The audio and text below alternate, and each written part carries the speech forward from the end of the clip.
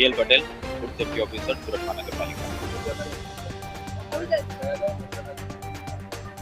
Generally આ સિઝનમાં શહેરીજનો દ્વારા વધુ આખું વર્ષ ચાલે તે માટે મસાલાની ખરીદી વધુ માત્રામાં થતી હોય છે. આથી શહેરીજનોના આરોગ્યને ધ્યાનમાં લઈને હાલ સુરત મહાનગરપાલિકાના દરેક વિસ્તારમાં ફૂડ સેફ્ટી ઓફિસરની અલગ અલગ ટીમો બનાવી મસાલાનું ઉત્પાદન તેમજ વેચાણ કરતી સંસ્થાઓની હાલ તપાસ ચાલી રહી છે. આ તપાસ દરમિયાન વિવિધ મસાલાઓના નમૂના લઈ પૃથ્થકરણ સારી લેબોરેટરીમાં મોકલી આપવામાં આવશે.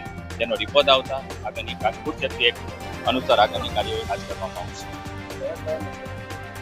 જનરલી કેવું આપણે મરચું છે, ધાણા પાવડર છે, જીરા પાવડર છે, હળદર છે, જેવા જે બારેમાસ ચાલતા હોય એવા નમૂનાઓ લઈ પૃથ્થકરણ લેબોરેટરીમાં મોકલી નમૂના જો ફૂડ સેફ્ટીના ધારાધોરણ મુજબ નહીં હશે તો તેના ઉપર આગળની કાર્યવાહી હાથ ધરવામાં આવશે, દંડનીય કાર્યવાહી હાથ ધરવામાં આવશે.